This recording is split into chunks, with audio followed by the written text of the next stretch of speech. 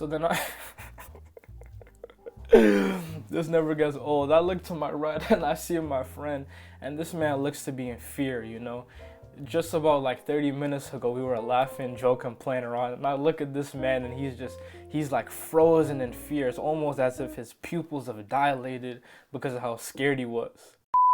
You ever been on public transportation, whether that be a bus, a train, a plane, something along these lines, and some person with a gas mask, goggles, and a briefcase walks in? Yeah, I didn't think so. So I can't remember exactly when this was. I think it was sometime in high school. I know of that. And my friend and I, we were riding the public bus. Like I said in my previous video, I used to play basketball in high school.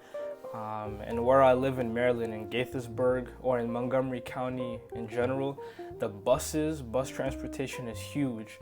You don't even really need a car. You can take a bus to get from point A to point B, but that's besides the point.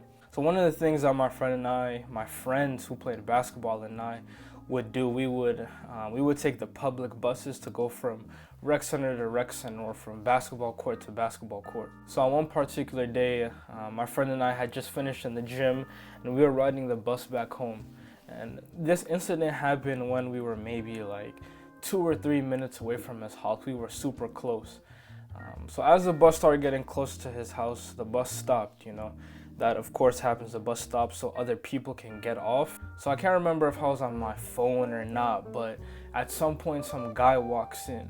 And you know, it wasn't common to always look up or look around when someone came in or left the bus, as that's just a common thing that happens coming in or going out of the bus. So you know, I'm on my phone, I believe it was, and then I look up, and then I look up again, and I see a dude.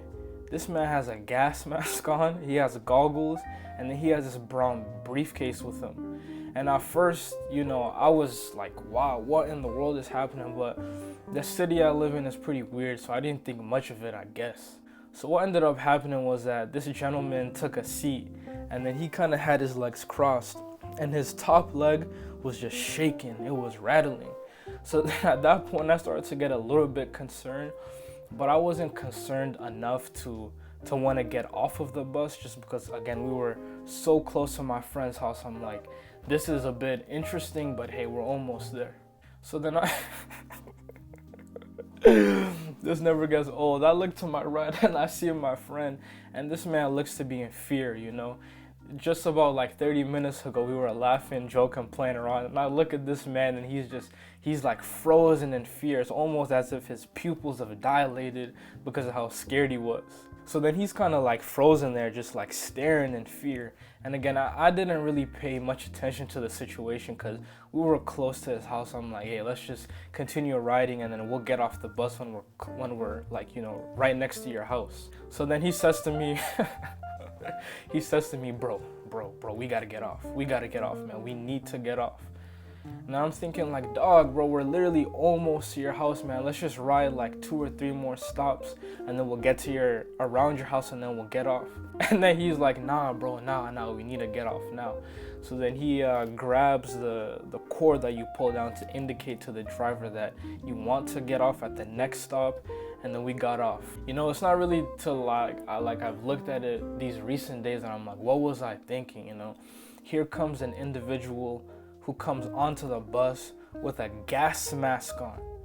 I mean, I think that was my first time in my life ever seeing a gas mask in person. But he comes with a gas mask, he has goggles on, and he had this brown briefcase like I mentioned. I'm pretty sure he had a suit on too. And then like the shaking of his leg, you know. I can't say I know for sure what intention this individual had. I mean, nothing bad ever happened that was on the news, at least. But I think at that point I definitely should have been reasonable enough to be like, hey, maybe we should get off the bus. This is considering the state of the world right now, this looks a little bit sketchy. This is something that my friend and I still talk about to this day and make jokes about. But I guess kind of the moral of the story here, or the lesson I'm trying to portray or give, is if a situation looks a little bit dangerous per se, and you have means of exiting that situation, even if it's inconvenient, just do so.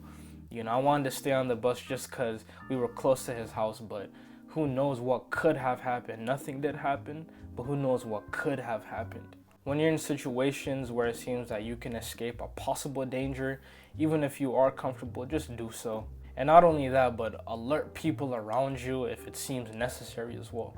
So yeah, that's the story. Go ahead and like down below and subscribe to your boy. You know, I've been putting in that work, so it would be much appreciated. Until next time.